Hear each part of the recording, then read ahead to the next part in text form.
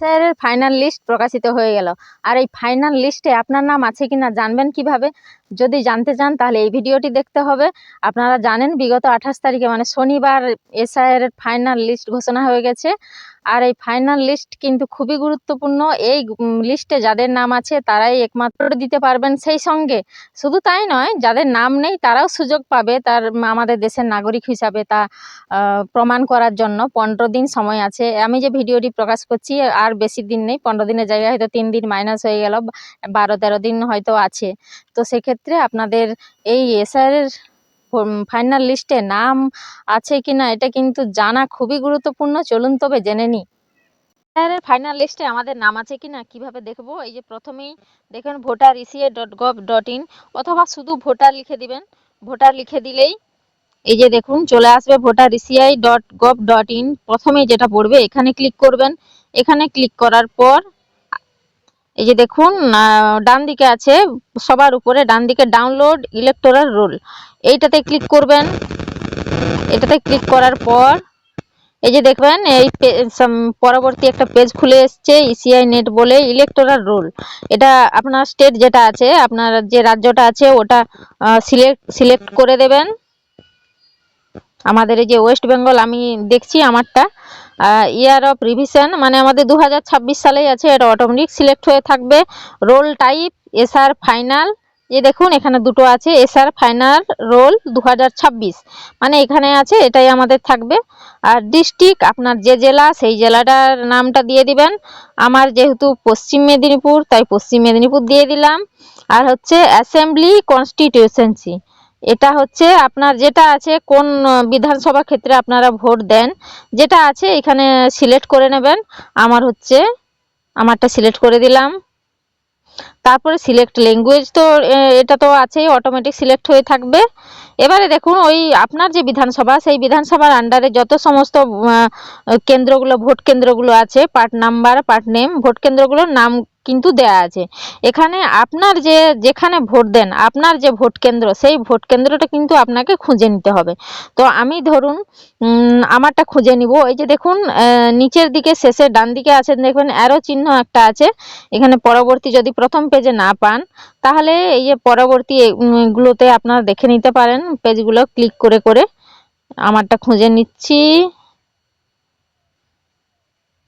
একটু কষ্ট করে, ছোট ছোট লেখা আছে তো, আর এটা একটু কষ্ট করে আপনাদেরকে দেখে নিতে হবে।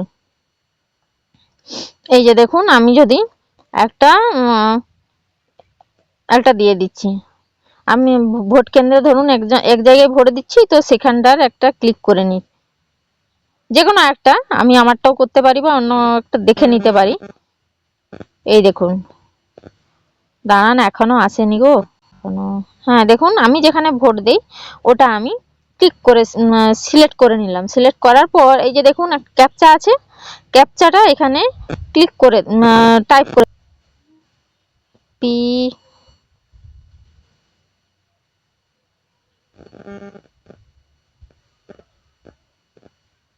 ক্যাপচাটা ঠিকঠাক সিলেক্ট করে দিলেই ডাউনলোড পিডিএফ এ ক্লিক করবেন। এই যে দেখুন ডাউনলোড এগেন আছে, মানে আমি অলরেডি আমারটা দেখার জন্য করে নিয়েছিলাম তাই ডাউনলোড এগেন আছে। তো এখানে যদি আপনারা ডাউনলোড করতে চান এরকম একটা অপশন আসবে বা অটোমেটিক ডাউনলোড হয়ে যাবে পিডিএফটা।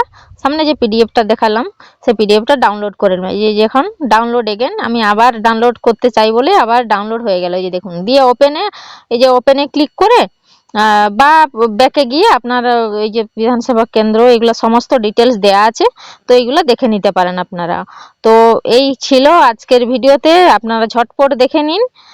আর চটপট নিজেরা এই তালিকা, নিজেদের নামগুলো বা পরিবারের নামগুলো এই তালিকায় আছে কিনা এটা কিন্তু জানা খুবই গুরুত্বপূর্ণ, কেননা হাতে বেশি নেই। এর 12 থেকে 13 দিনের ভিতরে, 15 দিনের ভিতরে আপনাকে নিয়ম আছে যে আবার ঘুরে আপনার যে সমস্যাগুলো আছে সেই সমস্যার সমাধানের জন্য প্রয়োজনীয় ডকুমেন্টস নিয়ে নির্দিষ্ট অফিসে আপনাদেরকে যেতে হবে।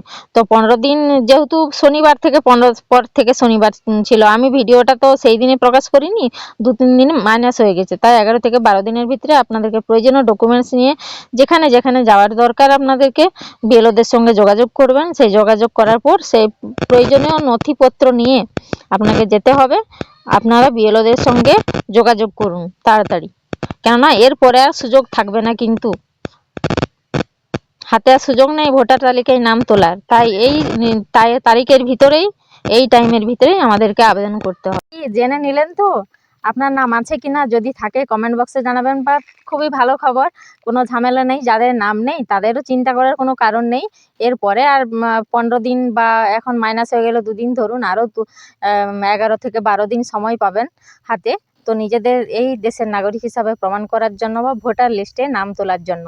ভালো লাগলে অবশ্যই লাইক করবেন, কমেন্ট করবেন এবং পেজটিকে ফলো করে দেবেন এই ধরনের তথ্যমূলক ভিডিও পেতে গেলে। সেই সঙ্গে ইউটিউব থেকে দেখে থাকলে চ্যানেলটি সাবস্ক্রাইব অবশ্যই করবেন। আর ভিডিওটি কেমন লাগলো জানাবেন, নিজেদের মতামত জানাবেন। ভোটার তালিকাটায় কি সবার নাম উঠেছে না উঠেনি, কারো প্রচুর ঝামেলার মনে হচ্ছে, কমেন্টে জানাবেন।